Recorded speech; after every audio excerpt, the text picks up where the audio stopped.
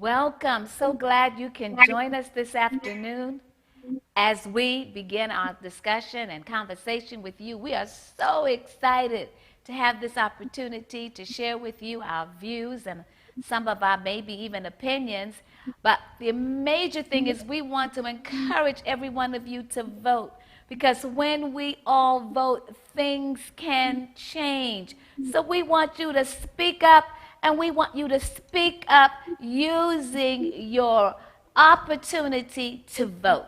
So vote, vote, vote, vote, vote. We're going to get started. We have an exciting panel, and I'm so thankful that their schedules allowed them to join us today as we have this very candid conversation with you. Pastor Will is my co-host, and he's going to introduce our panel, and we're going to get right into some of these wonderful ideas and facts and creative strategies that we've come up with to help you, to push you, and to encourage and inspire you. We need you to vote. Hey, Pastor Will, how are you? Hey, co-pastor, how you doing today? I'm great. Yes, so we're totally excited. We're feeling your energy, and we're excited to be your co-host today, and looking forward to a great and amazing conversation. But I want you guys that are watching to do me this favor. And you do me a favor by sharing this post, making sure that the word be out so that people can know that we're on the air and we're having a critical conversation, making sure one we know the significance of what is happening not only today as voter opening has started all around the country, and particularly the different particular regions. We want to make sure that you guys know the importance of voting, as well as providing you an opportunity to connect with us on Facebook, Twitter, as well as Instagram by using the hashtag GMCHC vote. Again, GMCHC vote. Now, for the moment we've been waiting for, it's a tremendous opportunity for me to introduce our panelists. And we're going to start with Miss April Ryan. She's no stranger to us. She is a White House reporter for American Urban Radio Networks and a political analyst for CNN. She's an author of several under fire reporting from the front lines of the Trump White House. April has been hosting a digital series during the pandemic called COVID Conversations, and recently has been the former president has served under President Bill Clinton and former Secretary of State Hillary Clinton together for a rare joint interview. How are you doing today, Miss April? I'm fine, Pastor Will. How are you? I'm well, so glad to have you. We're going to introduce our brother, John Murray, who's no stranger to our area, and he's really famous out here. He's a TV host, he's a cultural critic, and a commentator who has hosted shows for NFL Network, Epix, and Travel Channel. He's also become a coveted voice on cable news as a seen on ABC News, HLN, sorry, messing all these words up, and CNN, as well as on talk shows like the Wendy Williams Show, the Meredith Show, when the former Tom Joyner Morning Show on Air Talent co-host ABC's The View, Robert Walters, turned to him on TV and said, "I like your way with words." John, what an extensive bio you got, brother. How you doing today? I'm good, man. Really good. So I'm so excited to be able to have you guys on board along with co-pastor and as long as our church is representing Greater Mount California Church here, and shout out to our dear leader Bishop Alfred and Jr. But we're going to just come to a critical time that we all know that we're living in, and we know that every time around this time we hear the famous phrase, "This is the most important election of the year." So I think that is an important segue to get started with just why is it significant at this point to vote. You have a lot of things happening, a lot of things being seen on media. We're just cut to the chase and get some really simplistic direct answers as it relates to why do you feel it's important to vote. Just in general. So anyone you guys can take it. April, I'll Well, defer to you. Ladies first. okay, thank you, Okay, well, John. I'm just going to hop in, and then April can segue with me. It's important to vote because of the climate of our country, the crisis that we're dealing with in many, many areas, not only health, but also employment and also our family. Our world has changed so quickly. And so this voting opportunity that we are afforded is going to give us an opportunity to place in some political arenas people who have people at the front of their agenda. And so it is critical that we encourage everyone, every family, everyone who's eligible to vote, to vote. I believe that voting is an instrument that is God given. That if we take that God given instrument of voting, we can make some crucial changes that our particular country, and of course across the world globally, but that our particular country can segue into a new norm. And by that I mean everything that we can produce to help families cope, to help families adjust, I think it's the responsibility or some of the responsibilities of the government. And so we have to place those persons in those critical positions to be able to substantiate where we need to go, especially as an African American community. All right. Amazing. Well said, Pastor.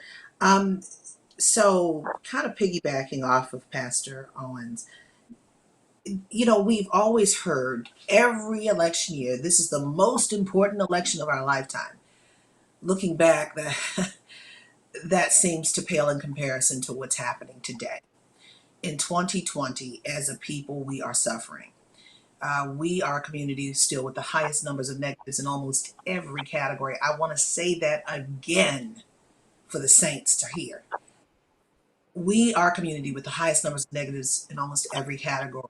And we were asked about 4 years ago, what do you have to lose? We have everything to lose. We are losing everything from our life, our jobs, to our homes, to our pocketbook, to our food, to our health. Everything is on the line right now. And, even if we have to go to the polls in a hazmat suit, which is a reality for some of us, and stand in line, as the former First Lady said, with our lunch, our breakfast, and our dinner, that's what it looks like now.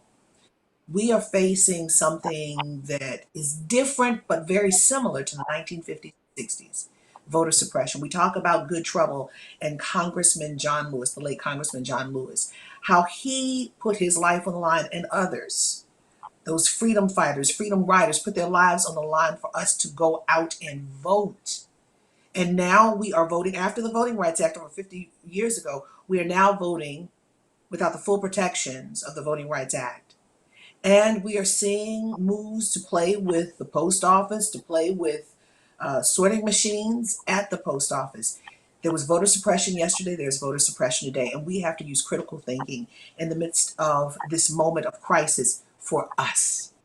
So, as Pastor Susie said, voting is one of the tools that can help create change. And I believe if there is enough of a dis-ease, I'm not talking about the disease of COVID, I'm talking about a dis-ease in the spirit. If there's enough dis-ease in the spirit, it causes some kind of churning in that body to go out and create change. And what creates change is getting involved, is making sure your voice is heard, making sure you're part of this thing called we the people, who are still forming a more perfect union. That voting piece is one of the tools in the toolbox to save yourself. Man, that's Absolutely. great. Picking up on the save yourself aspect of it. I often get asked by some young people or people who are jaded by the political experience. They watch a little cable news. They think everybody's the same. Growing up, their family didn't take them to the voting booth with them. It wasn't an event. It wasn't something that was set as a foundation of something that you must do. But that idea that how does voting impact me? One of the things I tell everybody is a lot of us advocated with Colin Kaepernick. A lot of us knelt with Colin Kaepernick. A lot of us expressed support for Colin Kaepernick and our desires to see him return to the NFL, which blacklisted him, put him out of work just because he was peacefully protesting his First Amendment right for social justice so that police-involved shootings could end. And he was put out of this league and he was blacklisted. But another thing that we don't talk about with Colin Kaepernick is that during the 2016 election, Colin Kaepernick came out and revealed and was vocal about the fact that he was not going to vote. He had, I believe, bought into a lot of the Russian propaganda, a lot of the funneling of misinformation to black people to make them think that Hillary Clinton was equally yoked to Donald Trump. And the truth of the matter is a lot of people are realizing that they were wrong in that assessment of the political climate then. But not participating in the political climate of 2016, not only did Colin Kaepernick not vote, which was something that people, suffered for, died for, were tortured and bled for, but he allowed an administration to be ushered in that contributed to his own demise. He allowed a man to be elected who stood in the bully pulpit and said, don't hire him.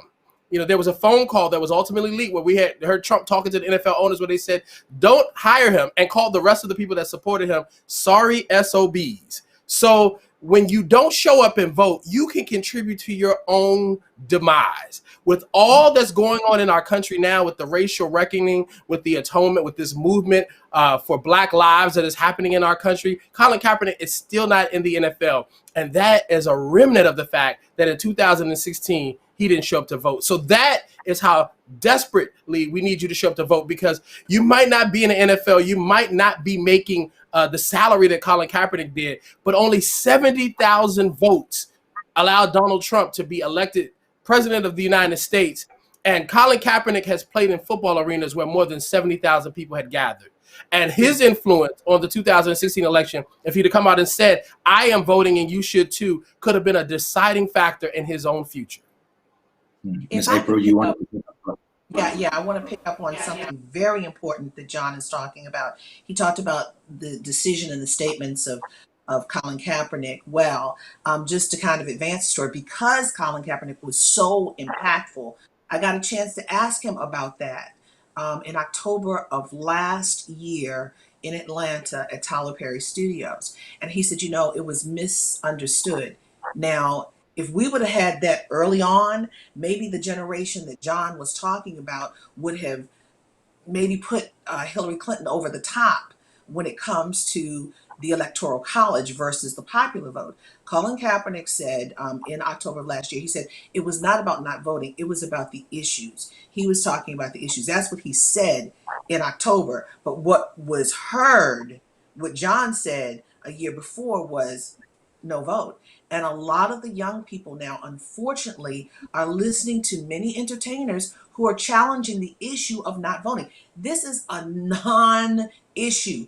Voting is important. It is a non-issue. And yes, you want to hold people accountable over the issues, but you still must vote. And Jawn, I was one of those who grew up where their family made it an event. I remember, I'm old enough to remember when they took that big long handle that had whatever it was like a grip on it. Remember, Pastor Susie? It was like a grip, and you take it and you close it and it would make that noise, and you start pulling the little levers, and that's what we heard from dimple chads, pregnant chads, all kinds of chads. And it was an event for me and my family, and I made an event for my kids. And my youngest daughter, believe this or not, her birthday is November 3rd. So she'll turn 13. Grace will turn 13 on November 3rd. And this is my 18-year-old second time voting. She voted in the primary, and now she's going to vote in the general election, and they are excited. And we need to bring that about like what happened years ago. We need to make this a family thing, to make it an event for people to understand this is your privilege, this is your right. You make the decision. You help to form this nation and what policies happen. So I think that's a critical segue. Go ahead, Pastor Will. Go ahead, Pastor Will. So a segue, because I think it's important that we challenge this narrative that's lying over the heads of so many at this point. There are so many Colin Kaepernicks in our nation that is overlooked, oppressed, and misunderstood. So I guess my greater challenge was, we know from our perspective, those that are on this panel, and majority of these individuals that are on Facebook and Twitter, some of those persons are voting, but there's still a grave area of individuals who still are believing this narrative, still believing this, the media push of what's happening out here. So I guess my greater question is, how from your individual influences can you challenge that? We know April spoke about the family, Jawn spoke about the exposure of the responsibility that we need, but what do you think should be our responsibility? Challenging what they're hearing, what they're seeing. They're on TikTok, they're on Instagram, and they're picking up and they're actually believing some of the dynamics that they're hearing. So just from your angle, what would be some of your dynamics or critical tools that individuals can take away to be able to confront this narrative, to bring a level of connection to this next generation, to tell them the importance of voting?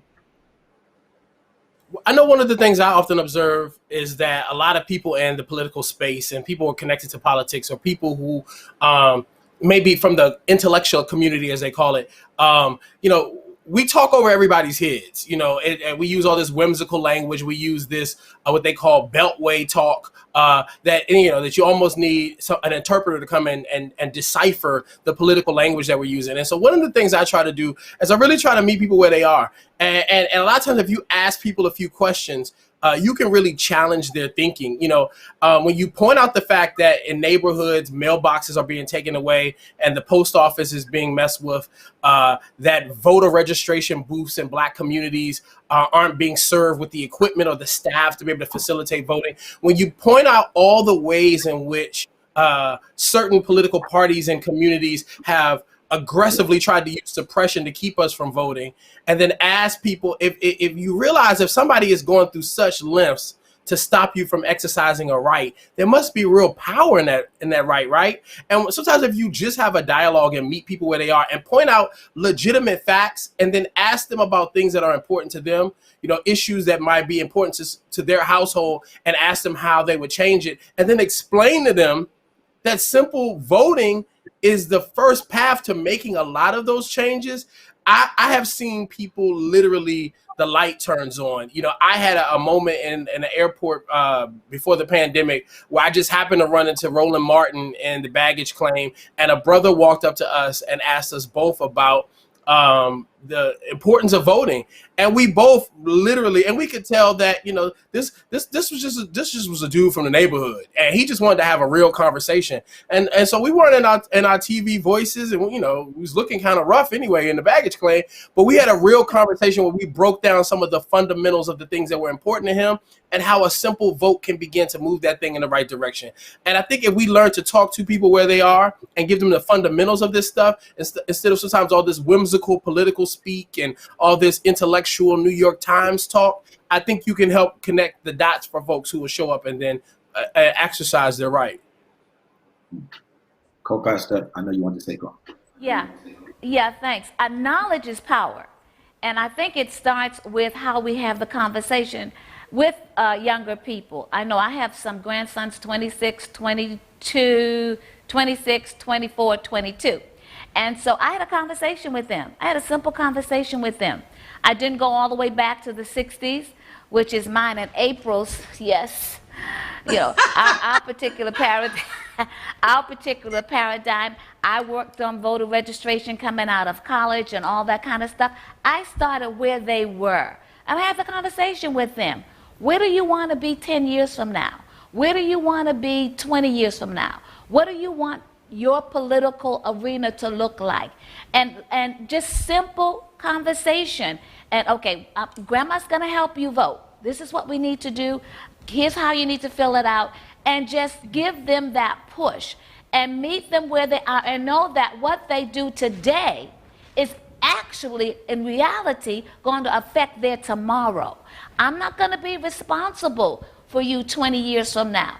You're going to have to be responsible for yourself, and you cannot wait till that segment of time is there to make a decision. You have to make a decision now, and the decisions you make now will ultimately craft your future. And I think those kind of conversations will push them to know this is not only about the now, this is also about the next. And the next is where you're going to have to live, where your children are going to have to live. It's also going to affect your job. It's going to affect your education. So you have to take the responsibility now for a better tomorrow, not just a better today. That's true. Talking good. Anybody else? Want to say? Okay. Go ahead, Mother. But you said That's go you, ahead, Mother Mother. April. Okay. I call co-pastor Mother sometimes, but I'm sorry. You just be Mother for the day, Mother April. We let you go. Go ahead. I was like, wait a minute, okay. I'm in the church. I'm like, I'm a mother, okay. Okay, so but but at the end of the day, and everyone is right. We've got to take the onus on ourselves, and we have to get more engaged. We can't just think that, oh, because they're in this position, they've got our best interest at heart. Not anymore. The onus is now on each one of us to use something called critical thinking. We have to see it. We have to see the facts. And it's hard right now because the line has been obscured between fact and opinion. But we have to find the facts and find those who are credible news sources, find those who we believe. Because now we're hearing so many lies, mistruths. And again, our lives depend on it. Um, and what I will challenge each and every one of you to do is to read up. Call the Board of Election Supervisors in your community, call the League of Women Voters, and get more information about this moment in time. Early voting, voting with the at the ballot box instead of the post office, and what it looks like if you have to go to the poll in your hazmat suit with your lunchbox sealed that has your breakfast, lunch, and dinner in it. Because we are challenged now. Look at what happened. We saw Kentucky and Georgia in these most recent primary elections. They weren't allowed in for a moment. They were banging on the doors because of the passion to have your vote count. In Georgia, they were screaming. They needed to get, the lines were so long, but they stood. The challenges are here and it's real. And now the onus is on you to find out more. We can talk till we're blue in the face, but now we're not in your community. You have to figure out where you go to vote, how you vote. Everyone is not early, everyone is not mailboxing, but you have to figure out for yourself. And if you snooze, you lose on this one. We all lose on this one. And Will, if I could add this, listen, I don't have any kids, but if I did, if you got a high school kid that's a voting age, if you got a college kid that's a voting age, if they're in your house and they're not going to vote, put them out. Like, you got to, if you want tough love parent in any aspect, voting should be the thing that you hard line for. If your child can go line up for the new Jordans when they come out, then they should be lined up in a hazmat suit to vote in this upcoming election. Like, this is life or death, literally life or death for lots of people. And I can say that because I see April, who's somebody who's been directly impacted by this administration, where she's had death threats and bomb scares and things that were all a result of the gaslighting of this president and the people around him. So when we say it's life or death, that's not a figure of speech. For a lot of people, it has been life or death. It was life or death for the two people that were shot by Kyle Rittenhouse out in Portland, Oregon, that were peaceful protesting. People that folks like Tucker Carlson and Megyn Kelly and Donald Trump are encouraging and saying that they're a martyr, a savior. And so if you don't believe this is life and death, you got to vote before that type of energy hits your community, before a bomb scare, a gunman, an alt-right neo-Nazi comes into your neighborhood and there are no checks and balances to deal with that stuff. So I challenge all parents. I challenge everybody. You got to look at the severity of this thing. This is not a joke. Listen, if you are following a mentally ill rapper and his political beliefs, that already is a flawed philosophy. You got to find somebody who, at least if they got mental illness, they're on their meds and they're regulated and functioning well. So you got to make comprehensive, intentional decisions with this, because your future, our future, and the future of so many people connected to you, it depends on this. But you know what? It's not just life and death just for that. It's life or death because we have to wear this, right? It's life or Right. death because we are this as well. And it should not be to this severity. So, and if you notice, I got the vote one. I love I got a that. bunch That's of it. On brand yeah, messaging. yeah, that's right. That's right. That's right. But I mean, it's life or death in so many ways. And for us to have to do this in this moment in time where it didn't have to be this grave and this bad, is saying a lot. So again, everything is about what you choose to do for November 3rd. Everything. Those of us, I agree, and those of us who are in the faith community, we have an awesome opportunity to take our influence far and wide.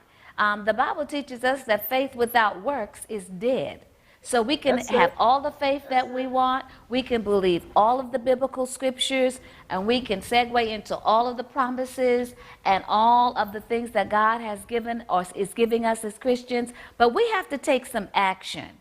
And the Bible also teaches us that we have to take actions as it relates to our community, our neighborhoods, and then segue into the well-being of our country. So for even faith people, people of faith, we can't escape this. We can't use scapegoat scriptures and scapegoat kinds of thinking and talking to say that, well, maybe we should, maybe we should. No.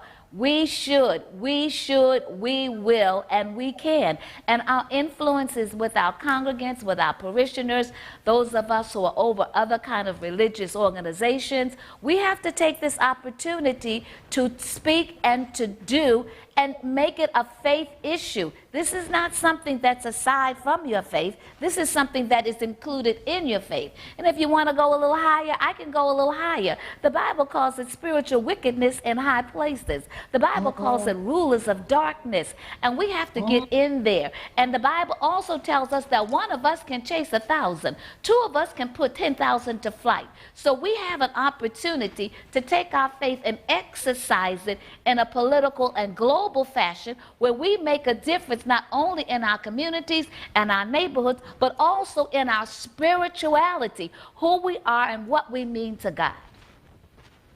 That is so profound, Cole. And I think it's so important for us to know that we're not just voting for the president. We're not just voting for who you see on TV, but we're also voting for individuals that are in the Senate, that are locking up your people, these prosecutors, these individuals that are on your Board of Education. I just think that the narrative has to be expanded because many Black persons, and particularly, we're focused a lot on politics, but policy is at stake as well. I think once we go back to really seeing the bigger picture, then it really shouldn't even be a conversation whether you should vote or not. You have that individual right. Some persons fought long and hard, even died for this particular right to be inherited. So you will do yourself a disservice. You will live underneath the dignity and the privileges that you're given as an American, not to exercise that right. So we want to make sure that if you're not registered, we have even on our gmchc.com or .org, you can go and register. So you have no excuses. We as a faith community want to make sure that we have done all that we can. If you need somebody to pick you up, we can even pay for your Uber just to make sure that you get to the polls, that you are without excuse. We are 100% voting church, and we want to emphasize that every person in our congregation have no excuses not to do what our responsibility is, and that is to really do our part in raising our voice and changing the game. So up to you, Mother. You got it this time. Mother, Lord have mercy. I thank you. I'm a mother again. Pastor Susie, No, what were you co-pastor. saying? I'm sorry. Co-pastor. I'm gonna stop. I'm gonna take my. I don't know You, which you one gotta, is you, Pastor. I'm sorry. I fix it. You have to differentiate these mothers. You have to say Mother Sue Pastor or was like, Mother Right. April. You have to we went give. Yes, come on, Pastor Will. You have to give, because you know we talk. It is Yes, in our Mother. nature to talk. So you have to Go say ahead, Mother co-pastor Susie April. Owens.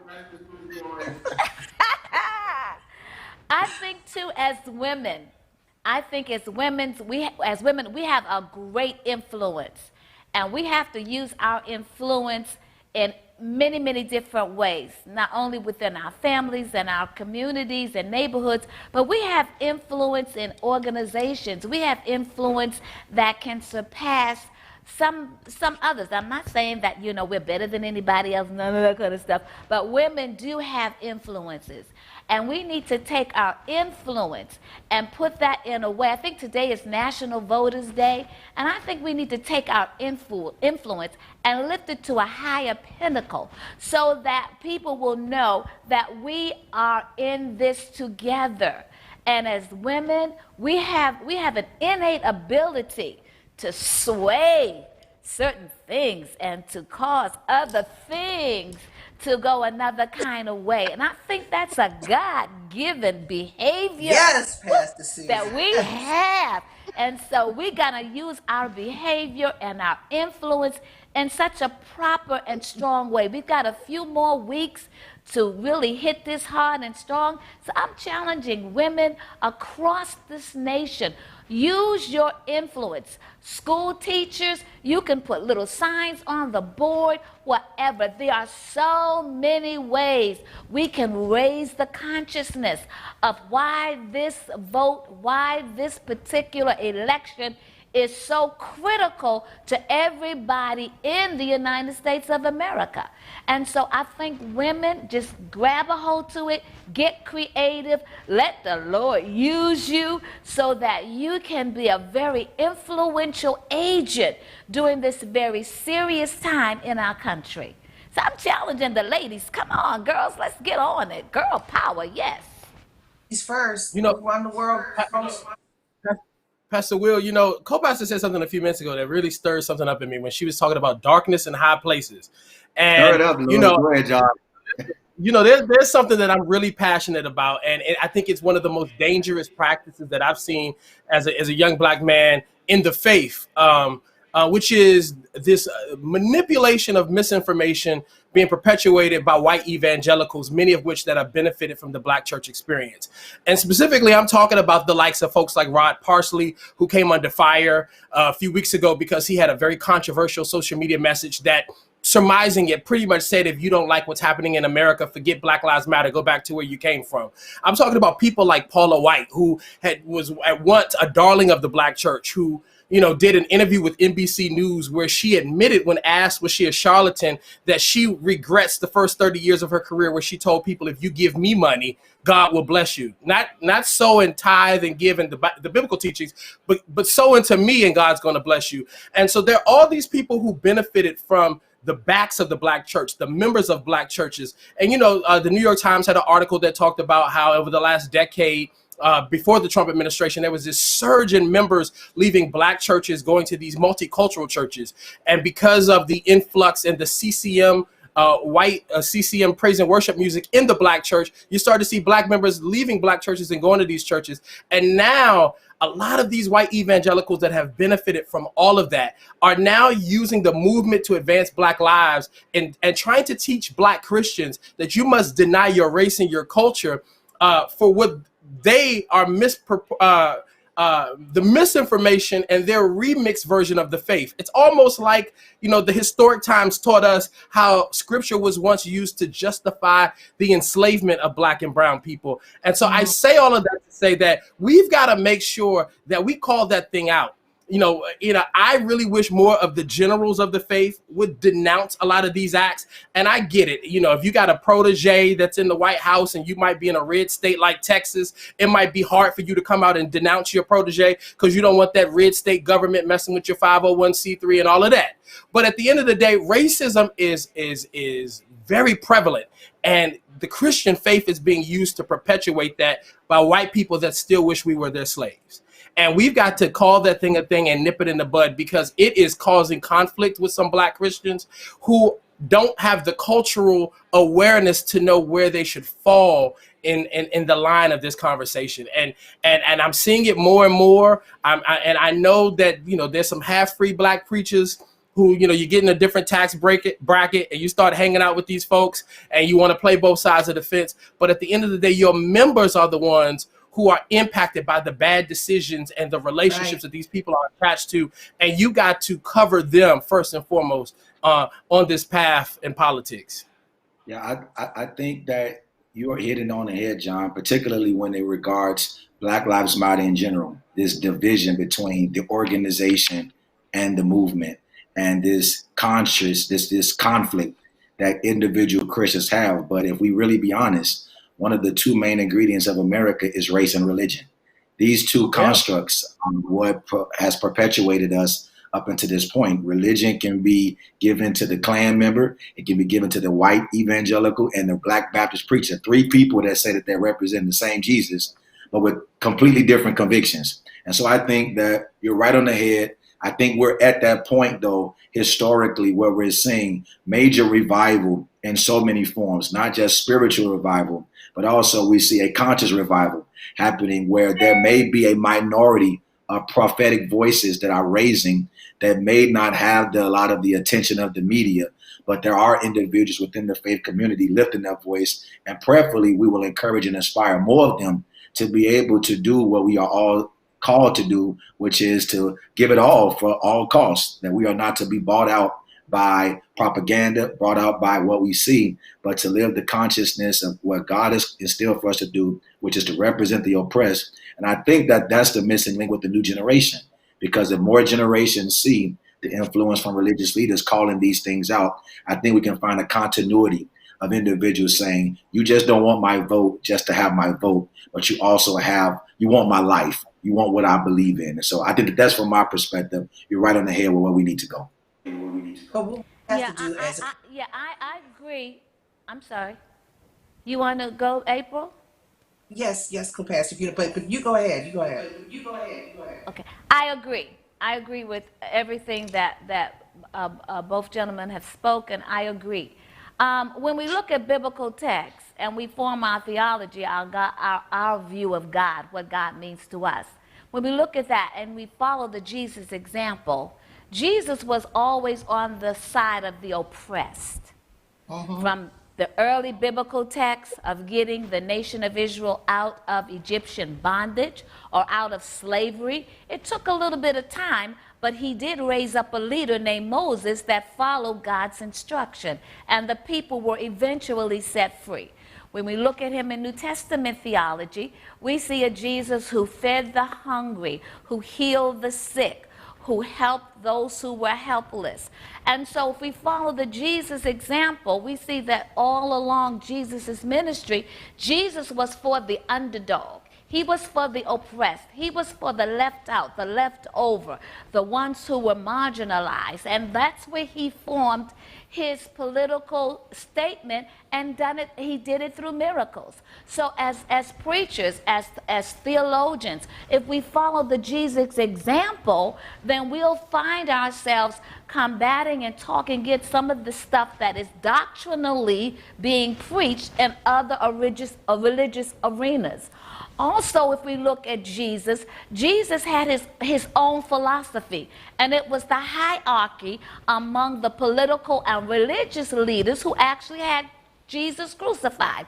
They spread the propaganda to the people, and though the people said crucify him, the ultimate responsibility of his death was on the religious leaders and the political format of his day. So even if we move out what your particular doctrine is, because Timothy tells us that the Bible is given for doctrine, for reproof, for correction, for inspiration, so it can be crafted in many, many different ways. But if we look at Jesus's example, Jesus' example was for the people, by the people, with the people. I must stay with the people. He stayed with the drunkards, the prostitutes, the left out, the leftovers, and he took them and gave them himself as a faith inner spirit to lift them up out of whatever they were in and turn their focus toward God. And I think that's the responsibility of the church today. Not cars, not houses, not land.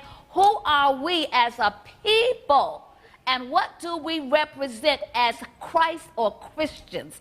I think that is ultimate, and that will take away a lot of these doctrinal things, because you can be swayed by what you hear. You can sway certain scriptures to fit into your particular platform. But at the end of the day, what did Jesus do? How did Jesus craft it? What did Jesus say? And whose side was Jesus on?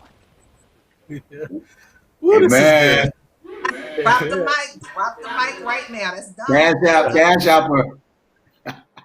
So I want to. There are three things. Just listening to everyone, there are three things I want to point out. Pastor Susie, you're absolutely right, and what I take from that is something that I say all the time. Power means service. Power means service, serving the people. And we have to remember that it's not about I, it's about we, and helping people, the underserved. That's something that we forget. But I also want to go back to something that Pastor Will said and Jawn said. You talked about, these groups and these people and what is at stake. But we have to remember with any of these politicians, particularly when they're running for office, there's something called the ask. When you want to figure out who you're going to vote for, and in that process of trying to figure it out, you have to say, what do I need from them? And we forget that sometimes. We have to have an ask of them, hold them accountable. Not only that, we learned something from the 50s and 60s with the civil rights movement, the most successful movement in this nation. Many of these groups now are following and taking the blueprint that we as a people have dropped pretty much. You know, the big piece of the civil rights movement was organize, strategize, and leverage. The strategy was really the ask, and leverage. How do I get what I want so you can get what you want? Let's make this a win-win. And that's one thing I think we need to remember in the midst of this election cycle, in the midst of trying to figure out where I'm going, who I'm going for. We kind of know where we are, okay? But we have to always remember that. And that's just not just for now, but it's for beyond as well. And then going back to something that Pastor Susie said earlier about women. We are the largest voting bloc. Unfortunately, we are rising in number as head of household, the major breadwinner. We are a powerful structure that sometimes is forgotten. We have an ask as well. And I want to say this, and women, I'm saying this because the power is ours. And we have to remember this, that when we go to the polls, politics is personal.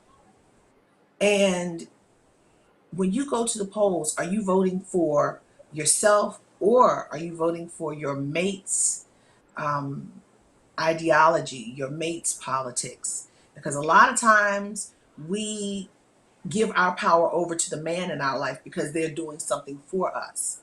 We have power sometimes. And I say that because Gloria Steinem, the great feminist Gloria Steinem, came up with this saying that, you know, in the last election, particularly for this president, many white women voted according to their husband's politics, not their own. So we have to figure out, is it about us, our personal issues, or is it about the other person? So there's a lot to think about before November 3rd, but we all matter. Each one of us matters. That was good. Thank And April, you had 3 points. That's very preacher-like of you. We might need to get you enrolled in seminary or something. All right now. When one or two are gathered now, come on, touch and agree.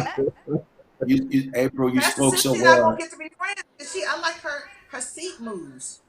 I think you guys speak so well on women, but I'm sure me and John can attest that men equally have a tremendous responsibility, and particularly this generation, millennials and Generation Z. I remember when I graduated from Howard, we struggled with this Bush election, Kerry. You know, I think it's important that people know that generations are framed by the societal realities that they're birthed in. So we were birthed in the day where Al Gore lost the elections because of missing votes. And that stigma put a disdain on our generation to not be as trusting of government, so individuals don't feel like elections matter to them. But I remember the excitement of working with the Obama campaign, not working for them, but being one of those people that was knocking on doors, going to different cities and making sure that this hope was going to come to pass. And I do know that a tremendous amount of the success in the Obama administration came from young people. So I just want to encourage individuals that, listen, this, as co-pastor stated so eloquently earlier, it's not just about today. It is all about tomorrow. I know I got some individuals watching that got some student loan issues. Come on, somebody. We need to be voting these individuals to be pushing reform in areas that's bigger than just who we're seeing on the top and what their background is or what they didn't vote for when they were in their infancy or their inaugural position of governor or mayor or senator. We need to be thinking about the future. When is Flint going to be clean? When are we going to see police reform? When are we going to see change and not seeing the same issues that are perpetuated every day? It is so much bigger than what we see. Individually, we all have our individual biases, and we all know that there is no perfect candidate. I don't think anybody that's voting for a Democrat or Republican can say that that candidate represents everything that they're believing in. But we want you to side on the side of history, because one day history is going to recall this moment. And we don't want history to recall you not being involved. So I just want to put that emphasis out that just as much as women carry such a tremendous weight in our country, so does youth and so does males. And so that means everybody and their mamas and grandmamas need to be at the polls between now and November the 3rd to make this election happen in the favor of the people. Yeah, I also want to talk a little bit about the census, because I think that's another critical issue. And we only have a few days in order to complete the census, and I think we ought to put some emphasis there. Listen, fill out the census information. It is critical to your neighborhoods, to your community, and ultimately it will be critical to your families.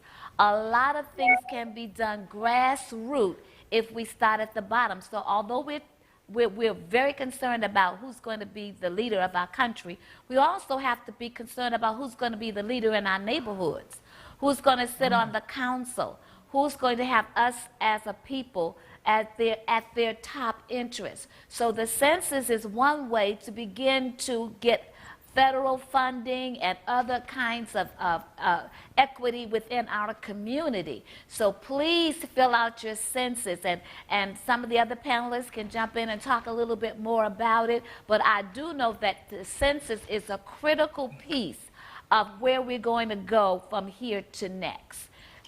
So do that.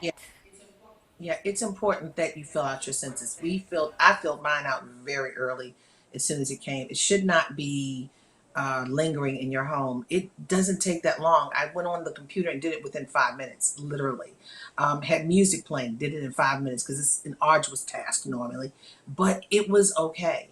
But at issue, like Pastor Susie said, you wonder about why you're not getting funding for such and such. They need to know how many people are in certain communities so that they can proportion the money to go to the communities. And if you are undercounted, and you wonder why you don't have books in your schoolhouse, you wonder why the potholes aren't being filled like they're supposed to be after winter snow, you wonder why there's not enough fire departments or firehouses in your community, it's because you did not fill out this critical form. It is important. And I know particularly for minorities, and particularly for our immigrant community, it is a scary thing right now, but you have to fill this out, because we are all part of this equation. And if something happens in the community and you're in need, if you are not counted, you may not be able to get what you need because you weren't counted. We all have got to fill this form out safely and securely. And the reason why the census is also so very important is, and there's a lot of misinformation being disseminated in our communities about the census, is because there's power in the census. There are thousands of dollars that are allocated per individual when you're counted in your community. The congressional districts, the neighborhood that you live in, and the people who represent you in the political landscape are increased when they know that there are more people in those communities. And so there's a lot of manipulation of the census that this particular administration is currently doing, and they are fostering a lot of the misinformation about Black people, about people in their child support or immigrants and your immigration standing and things like that, to scare you to not be counted. And so anytime someone is trying to keep you from being one in the number, that's a time in which you should probably show up, because they're lying to you. The census is important for our communities to thrive, and like you all said, if you're driving down a street in a neighborhood and you wonder why that pothole has been there for 2 years, it's because that community isn't speaking up and getting the resources. They aren't being identified in the census so that the government is allocating money to tend to that community. There's no representation on their behalf. And so please complete your census sooner than later, because they're trying to move these dates up and stuff as a part of the way to suppress the amount of people who are counted in the census. But we shall not be moved. We shall be counted for, and we shall get the resources that are due to our communities. Over $2,000 is allocated for individuals. So when you don't fill out your census, you're actually robbing yourself from that kind of financial security. So it is important that you fill out your census. And again, as Jawn has said, you have to do it quickly, because I think the date for us is like September 30th, and there's so much manipulation. Oh my God. There's so many wiles and strategies that are coming against us. We are really fighting against opposition and spirits and everything. So just take a few moments today, fill out your census, make sure you're clear to vote. Everything is in order. If you have to wear your hashtag, so if you have to get somebody to get in a wheelchair and we push you and wrap you up and give you some hot chocolate or whatever, this is what we are going to do. And I have made up my mind that I am not going to be defeated. I do not take on a task to lose the task. I take on a task to win. I'm a baby boomer. I'm a product of the 60s. I will win. I will fight you tooth and nail. And so we have to take that same type of relentless attitude, that same type of resilience. We're going to beat this thing. We're going to beat it. We're going to be the head and not the tail. We're going to be above and not beneath. And you keep that in your mind. You put that in the crevices of your brain, that we will come through this. We've been in these kind of situations before, and we have won. We're not about to be defeated. I don't care where you are, who you are, what color you are, and where you came from. There is man's justice, and then there's God's justice. That's it. Friday afternoon service. Yes, Lord. Amen. It's about voting, and we in church, but it's all related. And one thing about the census people that are working, they are really committed to making sure, not necessarily the agency in itself, but there are people on the ground, particularly people of color, that are making sure that you guys are filling out the census form. I know I was harassed for a good couple of weeks. They were sliding things under your door to make sure that you are taking time. So I think that hearing the gravity of what it represents, I'm sure that we should have an increase of persons that are going to do their part, making sure that you're accounted for and you're heard. They were calling on the phone too. They were harassing. They were calling on the phone too. So, but I made sure I put it on the computer and I was done. I said, no more harassment. We're done. We're good. Yeah. So I think that connecting to all that is being said, I know co-pastor spoke on her being a baby boomer, and I remember one time we were watching together the news, and she was saying how unfortunate it is to kind of see like a flashback of what really was happening during that time. And so I think a crucial part of this election, as we've seen, has been on injustice, social justice. You see the president taking this pivot from Make America Great Again now onto law and order. So it's ironic that he's about law and order, but we'll leave that to another subject. But the concept of this lawlessness that's happening within our world today, let's just kind of speak on and talk about, the gravity of this issue. It's like I'm still having nightmares of when George Zimmerman was let off the hook in, I believe, 2014. We brought Eric Garner to our church just to kind of recall and bring, I think, the humanity of what people often just kind of see and brush over as just a person that just got killed by the police, and we bring all these narratives. How important, just kind of speak on it, how important is this election connected to possible change or the lack thereof? And that's for anybody. Reckoning. We have to say their names. We have to say Eric Garner. You said you had the mother of Eric Garner there, Gwen Carr. We have to say the name of Ahmaud Arbery. We have to say the name of Trayvon Martin. We have to say the name of Breonna Taylor. We've got to say the name of George Floyd, to not just make them a headline, We have to make people people. We have to look at the humanity of this, and the humanity is gone. The rule of law has been broken by the highest office in the land. When you have the America's top cop trying to equate being in the house from coronavirus to slavery, you got something wrong. When you have got a president who is basically telling people to go to Portland, Oregon to fight against the peaceful protesters for Black lives, something is wrong.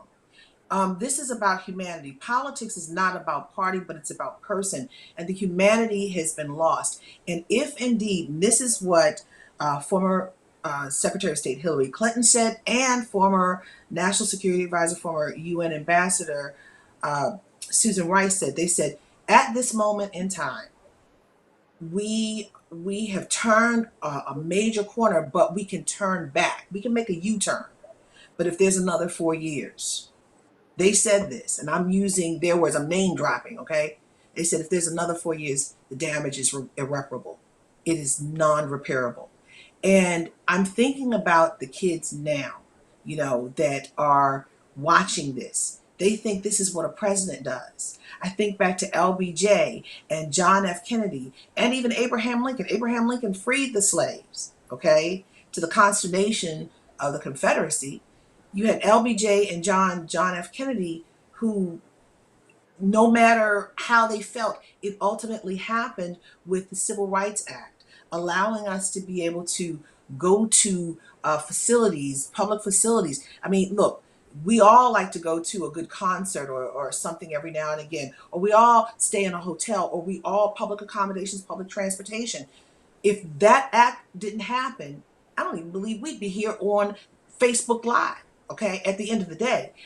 Then we had the Voting Rights Act. And then in 68, we had the Fair Housing Act. All of these things happened. These were transformational moments, pillars for this nation of opening up, of integration, not segregation, not withholding, not keeping apart, but to integrate for the common good. Now in 2020, these young people are seeing hate rise up again. Us versus them versus us. And the problem is, even if there is a change, there's a mindset that has to be changed. And like John said, the unfortunate thing is the Bible and the Jesus that I know is love. He doesn't qualify and quantify. But you're hearing a lot of ministers who are now political saying, oh, we must do this for the good of the person who's in the Oval Office now. Evangelicals, you got to separate and identify, April. Okay, it's painful nonetheless. We are going back. Pastor Will is laughing, but I'm saying it's painful. It is painful, and it's true. And we have to see what is on the table. This right here is beautiful, and there are people who are afraid of it. Why? There's a fear of the browning of America, and they're doing everything, we're seeing it, to change, to make us be subservient, to make us submissive. We are not going backwards. We are not going backwards. On the very first day of the Trump administration, his first day in office, the first thing he did was begin rolling back civil rights initiatives that had been put in place by the Obama administration. Within the first 6 months of Donald Trump being in office, one of the first things they did was begin rolling civil rights protections that the Justice Department had in place, because they didn't want us to be able to defend ourselves and file lawsuits when civil rights violations and things like that occurred. There is a belief in the criminal justice system that when a criminal commits a crime and gets away with it, they'll likely commit the crime again. There has been a crime committed against humanity, and that humanity is Black and brown people in this country. Donald Trump is a racist. That is an undeniable fact at this point. And a lot of his cabinet are white supremacists. that is also a fact at this point. CNN and other legitimate media sources have talked about the white supremacist and neo-Nazi ties, the Breitbart ties of a lot of the people that he empowered around him. We know that Donald Trump is not coming up with policy. We know that he doesn't even read security briefings. We don't even know if he can read. But what we do know is that he has people around him who don't have the best interests of people of color.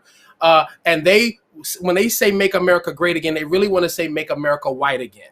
And so if you don't want to see this crime against humanity continue, if you don't want to see racism continue, if you don't want to see checks and balances for people who shoot peaceful protesters and these empowered Karens, these white women who try to call the police and weaponize our race against us, hoping that we'll get shot because they're mad that we're barbecuing or studying or doing all the basic civil liberties that we have, then you have to exercise your right to vote so that we don't become complicit in seeing a crime take place against us again.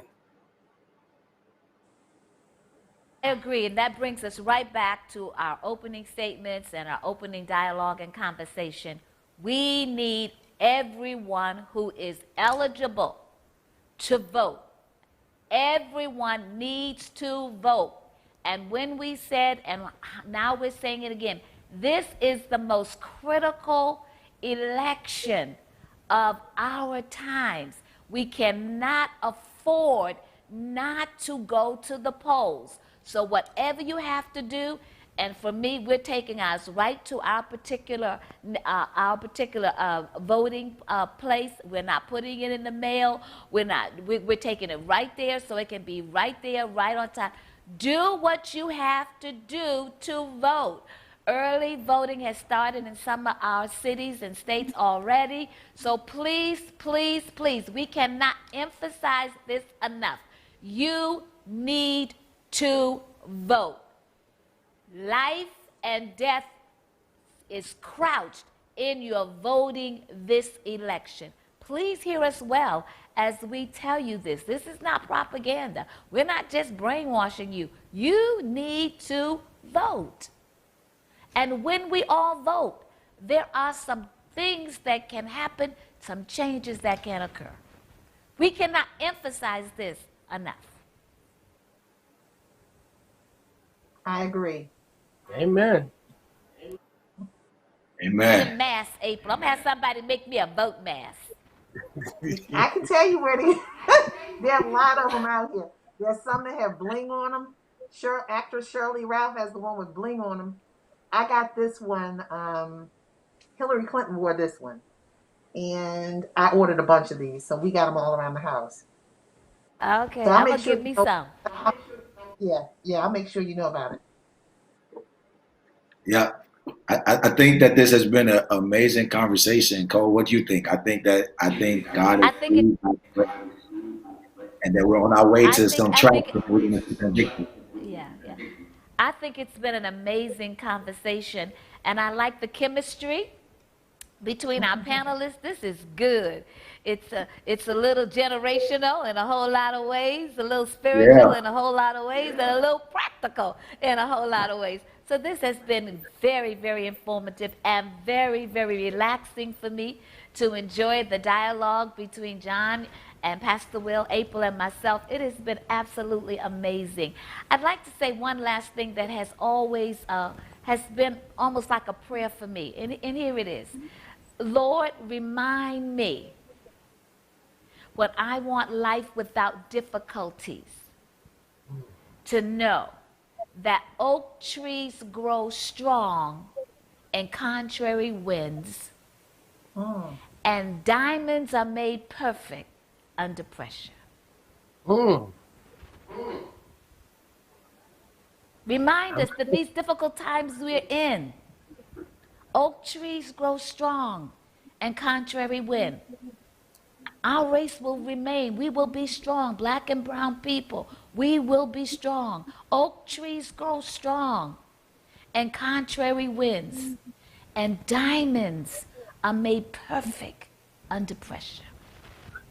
All right.